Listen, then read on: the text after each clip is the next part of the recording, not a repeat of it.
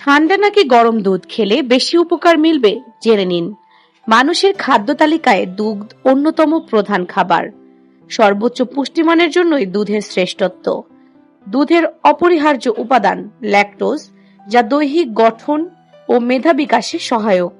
মানুষের স্বাস্থ্য রক্ষার মূল উপাদান দুধ। তবে দুধ পানে দুই রকম ধারণা প্রচলিত আছে।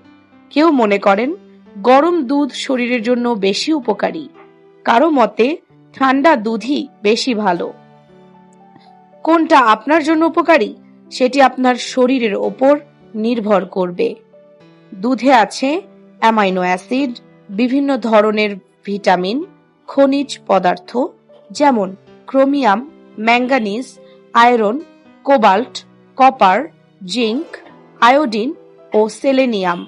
গরুর দুধে পানি ৮৬.৫%, ল্যাকটোজ ৪.৮%, চর্বি ৪.৫%, প্রোটিন ৩.৫% এবং ভিটামিন ও খনিজ পদার্থ ০.৭%। বৈজ্ঞানিক গবেষণায় ক্যান্সার ও হৃদরোগ প্রতিরোধে দুধের শক্তিশালী ভূমিকা প্রমাণিত হয়েছে। ঠান্ডা ও গরম দুধের উপকারিতা। দুধ থেকে তৈরি খাবার যাদের হজম হয় না তাদের খেতে হবে গরম দুধ।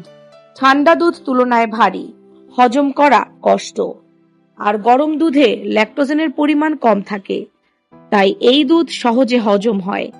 রাতে ঘুমানোর আগে ১ গ্লাস গরম দুধ পান করলে ঘুম ভালো হয়। দুধে অ্যামাইনো অ্যাসিড থাকে যা ঘুম ভালো হতে সাহায্য করে। দুধ গরম করা হলে অ্যামাইনো অ্যাসিড সক্রিয় হয়ে ওঠে। ঠান্ডা দুধ স্থূলতা কমায়। দুধে থাকা ক্যালসিয়াম শরীরের বিপাক প্রক্রিয়া বাড়িয়ে দেয়, এতে ক্যালোরি খরচ হয় বেশি। এছাড়া ১ গ্লাস দুধ পান করলে আপনি অনেকক্ষণ ধরে আর কিছু খাওয়ার আগ্রহ বোধ করবেন না। এতে করে বেশি খাওয়ার প্রবণতা কমে যাবে এবং সেই সাথে ওজনও কমবে। যারা গ্যাস্ট্রিক বা স্থূলতার সমস্যায় ভোগেন তাদের জন্য ঠান্ডা দুধ ভীষণ উপকারী। এতে বুক ও পেট জ্বালাপোড়া কমে, তাই খাবার খাওয়ার পর রোজ আধা গ্লাস দুধ পান করুন। ওষুধ ছাড়াই সমস্যা কমবে। তাছাড়া ঠান্ডা দুধে প্রচুর ইলেকট্রোলাইট থাকে যা ডিহাইড্রেশন দূর করে। এটি শরীরে পানির মাত্রা ঠিক রেখে ত্বকের উজ্জ্বলতা বাড়ায়। আবহাওয়া পরিবর্তনে বা এমনিতে আপনি যদি সাধারণ ঠান্ডায় আক্রান্ত হন তাহলে হালকা গরম দুধের সঙ্গে মধু মিশিয়ে পান করলে ঠান্ডা দূর হয়।